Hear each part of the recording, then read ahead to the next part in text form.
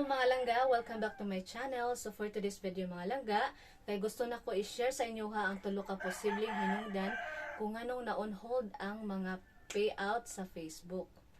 So, importante kayo mga langga nga makabalo mo ani. Kay basin mahibong mo, hala anong na-on hold ang ako ang sahod sa Facebook. Hala kasi rason. So, mga langga, importante makabalo mo ani mga langga. So, first mga langga, kinahanglan mga langga nga i-check ninyo ang inyong payout details kung sakto ba ang tanang information. Importante mga langga nga kuha ninyo, i-set up ninyo ana sakto ang tanang information mga langga. Kaya once mga langga ma-detect na siya nga naay sayop sa information, so i-on hold na ni Facebook ang inyong sweldo. So muna ang una nga hinungdan kung anong ma-on hold ang inyong sweldo sa Facebook.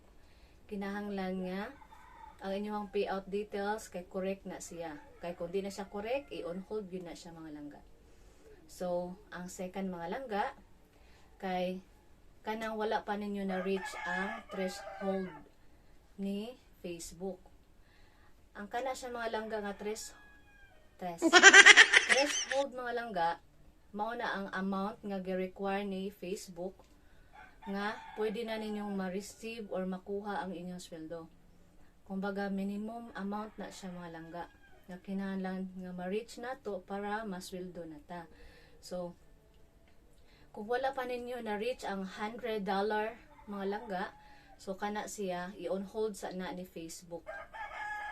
So mao na ang ikaduhang rason mga langga kung anong ma-on hold ang inyong sweldo sa Facebook. So ang third mga langga, kay ang kanang under review. So, basin mga langga nga ang inyong inyong account kay gi-review pa na ni Facebook, kay basin nagkuan mo mga langga, nagbuhat mo og kanang mga activity nga mga di-angayan sa inyong channel. For example, la mga langga, kay kanang naamoy grupo nga tan-awon ang imuhang mga video sa imong channel mga langga, unya dili nila i-skip ang ads kay para modako ang imuhang revenue, imong income sa imuhang Facebook. So mao na siya mga langga nga usa na siya sa hinungdan nga ma-on hold ang inyong payout sa Facebook. Kay basin mga langga nga mahibong ang Facebook nga ngano man nga gagmay man kag views pero dako man kay kag income.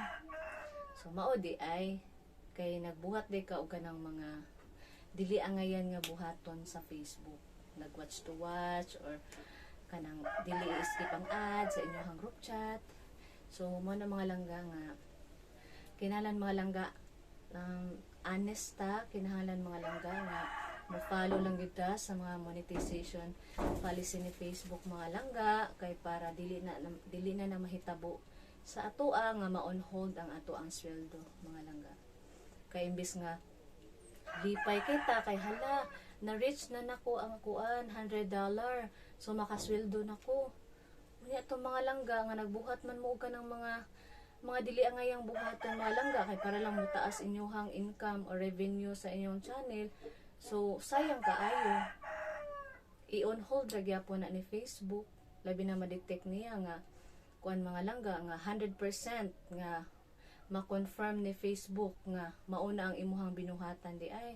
So dako kay posibilidad mga langga nga himo na ni Facebook nga not payable. Not payable mga langga nga dili gyud na ihatag ni Facebook sa inyo ang inyong sweldo. Diba? Sayang kay tanan. So mas maayo jud mga langga nga magbuhat lang jud tag mga tinarong diri sa Facebook. Kung gusto mo gay na to makakwarta, kinahanglan follow lang jud ta mga langga. So, mauro to siya mga langga. I hope na mo nakatunan sa akong video karong adlaw.